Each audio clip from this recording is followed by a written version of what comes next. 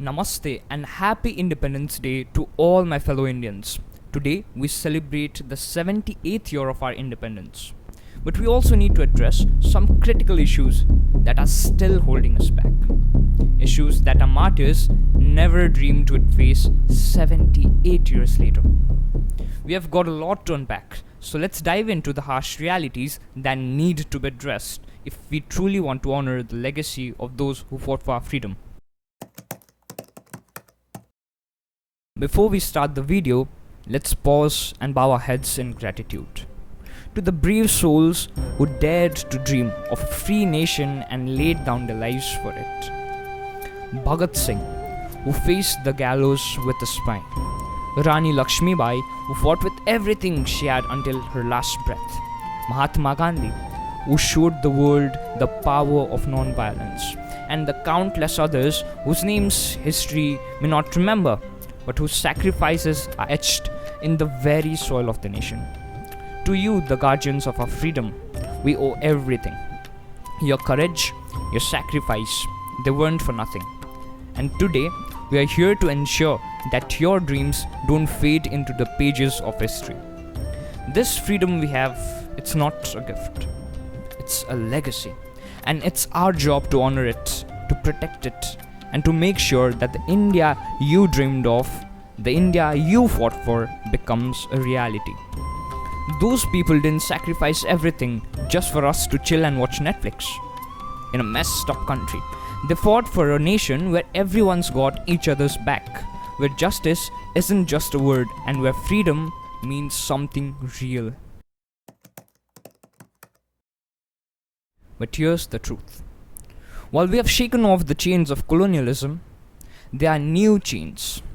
Chains that our brave hearts never imagined but would surely be heartbroken to see. The truth that we can't ignore. We might have won our freedom from the British, but there's still a war raging on our streets. A war against our women. It's 2024, and yet our sisters, mothers, friends, they're still not safe. Women in our country are living in fear. In India, doctors in government hospitals across several states go on a strike. They are protesting the rape and murder of a young medic in West Bengal. The resident doctor's body was found in a state-run hospital in Kolkata. Police have detained a suspect who worked at the same hospital. June 2017, minor girl in Unnao district alleges rape by BJP MLA Kuldeep Sengar, his brother and others. June 2017 to April 2018. Girl's family alleges they went to police who refused to file FIR. Family goes to court where hearing in the matter is on.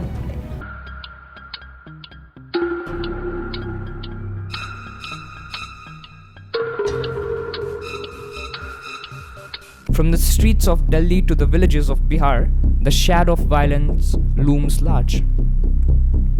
Just look at what happened in Hyderabad, where a young veterinarian was brutally raped and murdered. Or the horrific incident in Hathras, where a Dalit girl was subjected to unimaginable cruelty. But it doesn't stop here. Take the Unnao case, where a young girl was set on fire by her rapists while on her way to the court. Also, just a few days ago in Kolkata, a city known for its culture and intellect, the brutal rape and murder of a young PGT doctor from RGKAR hospital sent shock waves across the nation. She wasn't just a woman, she was a daughter, a sister, a healer, and a human being who had dreams and hope just like us. Yet, in the city she called home, her life was violently snatched away. This incident is not just another statistic. It's a damning indictment of the society we live in. These aren't isolated events. They are the chilling reality of our times. Okay, let's talk real for a second. India's got this crazy rich diversity, right? But at the same time, diversity can be a double-edged sword. And then there's the curse we have carried for centuries, the caste system. Yet, here are we, in the 21st century, still trapped in this vicious cycle. The incident in Gujarat where a Dalit boy was beaten to death for daring to enter a temple. Or in Tamil Nadu, where the entire Dalit communities are ostracized, denied basic rights and subjected to violence. And what about the Dalit boy in Rajasthan, beaten to death for drinking water from a pot? Or the manual scavengers who still die in sewers because nobody cares enough to provide them with safety equipments. Over the killing of a Dalit boy. This was an incident that was reported in Rajasthan, and a Congress MLA has now resigned after this incident came to light. These are again not just statistics. These are our fellow citizens, our brothers and sisters, living in the chains we have placed them on. This is not okay, and we need to stop acting like it's normal. Caste should have died out with the British, but here are we, still shackled by this ancient British system. But it just doesn't stop there. The religious divides in our country are just as bad. Our freedom fighters wanted an India united, a nation where diversity was our strength. But today, we see riots in the name of religion. The ongoing conflict in Kashmir, where conflict seems like a never-ending horror story. Or the bitter disputes between states over water and borders, where we forget that we are on the same side. When we fight each other, we are tearing apart the very fabric of our nation. Is it what our heroes fought for? A house divided against itself? No, right? This isn't what they gave their lives for. This is our shame, and it's time we break these from chains for good. This is our shame, and it's time we break free from these chains for good. It's time we take a hard look in the mirror and ask ourselves, is this the India we want? We're supposed to be united, one nation, but we are here, killing each other over whose God is better or which state deserves more. Nobody wins in this game. Not you, not me, not India. Let's talk about the great Indian divide. The rich and the rest. Got money? You are golden. Don't? Well, good luck. Today, money can buy you freedom, while the poor are crushed under its weight. The rich can dodge the law, escape punishment, and live in luxury, while the common man struggles just to get by. Think about Vijay Mallya, Nirav Modi. These guys ran away with billions, leaving us to deal with the mess. Meanwhile, the common man struggles for basic justice. Recently, a tragic incident in Maharashtra exposed this divide in the most brutal way. A teenager driving a Porsche under the influence of alcohol crashed into two innocent people, killing them on the spot. This should have been an open and shut case, right? But what followed was a shocking display of how power and privilege can corrupt the system. The driver, a teenager from a wealthy and influential family, was initially detained. But almost immediately there were whispers of the police trying to cover up the incident. Reports emerged of attempts to manipulate evidence, downplay the severity of the crime, and even let the culprit go. The lives of two innocent people were snuffled out in a moment, and yet the justice system seemed more concerned with protecting the rich and the powerful than delivering justice to the victims' families. And let's not even start on the flashy weddings of the rich where crores are spent. Meanwhile, our farmers, the backbone of our nation, are driven to suicide over debts as small as a few thousand rupees. Money talks, and justice? Well, it's pretty much silent unless you have got the cash to make some noise. Let's get real for a moment. We are seeing this growing trend where everything that the West does is seen as the golden standard. And we are bending over backwards to mimic it. But as J. Sai Deepak brilliantly articulates in his book, India That Is Bharat, this mindset is nothing short of intellectual colonization, we have traded the British Empire for a Western mental empire that's just as insidious. It's not about the visible stuff, like how we dress or how we eat. It's about how we think, how we make our decisions, and how we define progress. Desai points out that we have internalized the colonial mindset to the extent that we now prioritize Western perspective. Desai points out that we have internalized the colonial mindset to the extent that we are now prioritizing Western perspectives over our own civilizational ethos. Take our education system as a prime example. Post 1947, we retained and even expanded a Macaulay model designed to produce clerks for the British Empire, not leaders for a sovereign nation. We are churning out graduates who know more about Western history and thought than they do know about their own roots. This is by design to keep us disconnected from our own civilization, to keep us thinking that the West knows the best. And this isn't just academic theory, it's playing out our policies today. From economic models to social policies, we are taking our cues from the West, even when the solution don't fit to our context. Talking about policy making, we have seen time and again that when India tries to mimic Western models, we run into problems. For instance, the neoliberal economic policies that we adopted in the 90s brought growth, sure, but they also led rise to inequality and led to the erosion of traditional industries and livelihoods.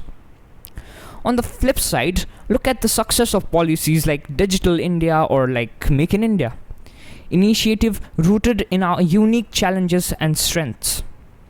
When we trust in our own frameworks grounded in dharmic principles, we achieve sustainable progress that benefits all sections of the society.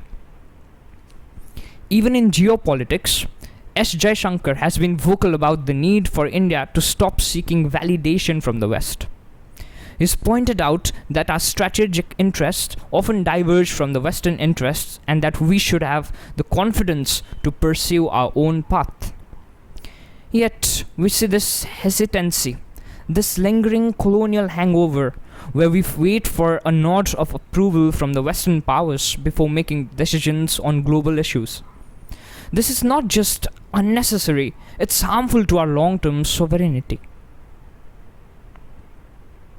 Desai Deepak argues for a decolonial approach, a conscious effort to deconstruct and discard the Western frameworks that no longer serves us.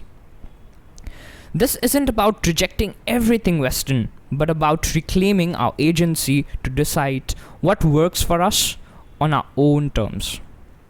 It's about recognizing that our civilizational wisdom, our dharmic principles, have guided us for millennia and are still relevant today. We need to stop outsourcing our decision making to the West and start crafting policies that are rooted in our own context, our own realities. As S. Jaishankar has said, India does not need approval from other countries to pursue its own interests. We have got the resources, the intellect, and the historical experience to chart our own courses.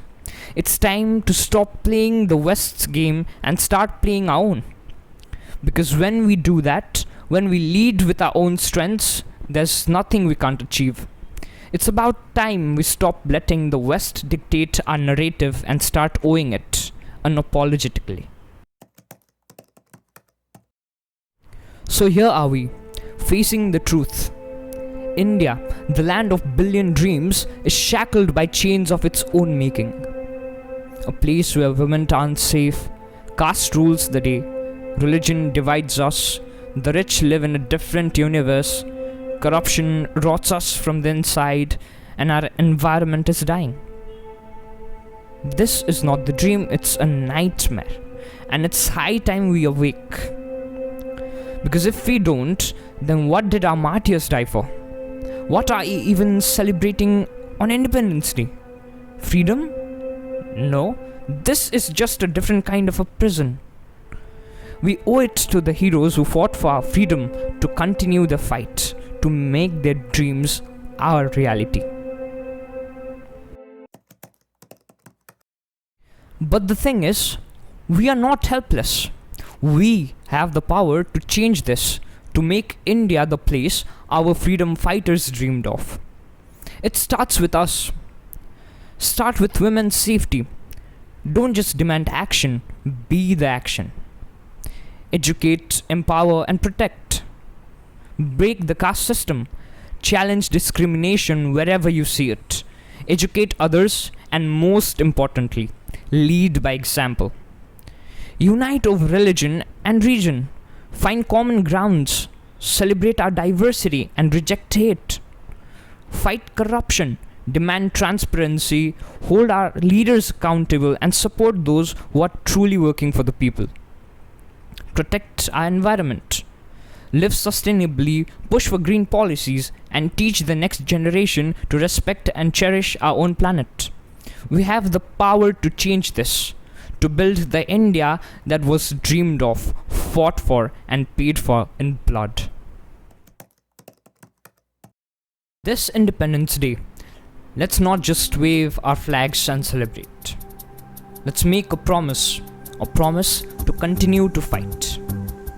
The fight for the India where every woman is safe, where caste discrimination is a thing of the past, where religion unites rather than divide, where justice is real, where corruption is crushed, and where our environment thrives. It's on us, the people of this great nation, to finish what our freedom fighters once started. The fight isn't over. It has just begun. And this time, we're not fighting an enemy from across the sea. We're fighting the enemies within. Fear, hatred, division, greed and neglect. And together, we will win. As we conclude, let's take a moment to address a sentiment that has been echoing through the voices of some. Those who claim that 78 years of independence had made no sense, and that the struggle for freedom has lost its meaning amidst the chaos and corruption that surrounds us today.